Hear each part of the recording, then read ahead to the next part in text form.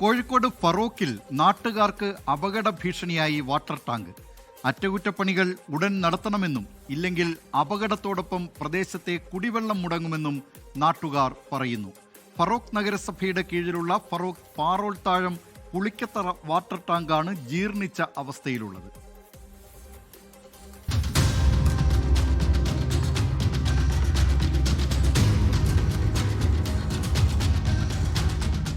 ഏകദേശം 30 വർഷം പഴക്കമുണ്ട് ഈ വാട്ടർ ടാങ്കിന്.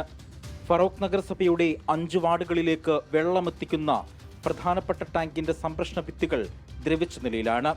ടാങ്കിന്റെ കോൺക്രീറ്റ് പാളികൾ ഇളകി കമ്പികൾ പുറത്തേക്ക് കാണുന്ന അവസ്ഥയിലാണ്.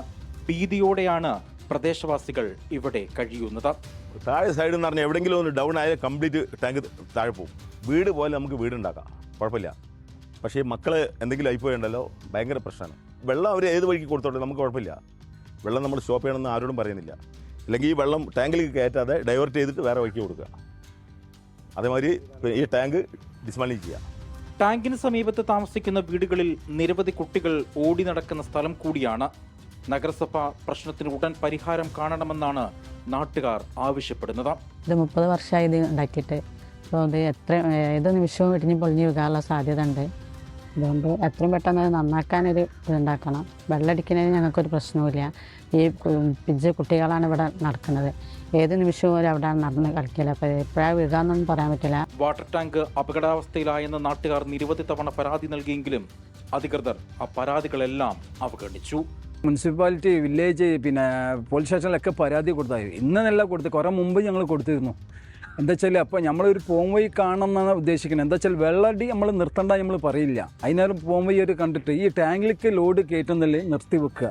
നഗരസഭാ സെക്രട്ടറിക്കും പോലീസ് സ്റ്റേഷനിലും വരെ പരാതി നൽകിയിട്ടും ജനങ്ങളുടെ ജീവനും സ്വത്തിനും ഒരു സുരക്ഷയും നൽകുന്നില്ല.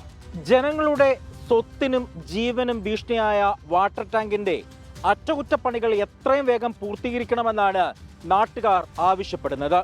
നാട്ടുകാർ നിരവധി തവണ ഫറോക്ക് നഗരസഭയിലും പോലീസ് സ്റ്റേഷനിലടക്കം നിവേദനങ്ങൾ നൽകിയിട്ടും അതിനൊരു പരിഹാരം കണ്ടെത്താൻ ആയിട്ടില്ല. അജി കുഞ്ഞുമോൻ, 24 കോഴിക്കോട്. ലോകത്തെവിടെയായാലും ഏത് സമയത്തും 24 വാർത്തകളും ഓഗ്മെന്റഡ് റിയാലിറ്റി പാക്കേജുകളും എക്സ്പ്ലെയിനറുകളും വിശദമായി കാണാൻ ഞങ്ങളുടെ യൂട്യൂബ് ചാനൽ നിങ്ങൾക്ക് സബ്സ്ക്രൈബ് ചെയ്യാം.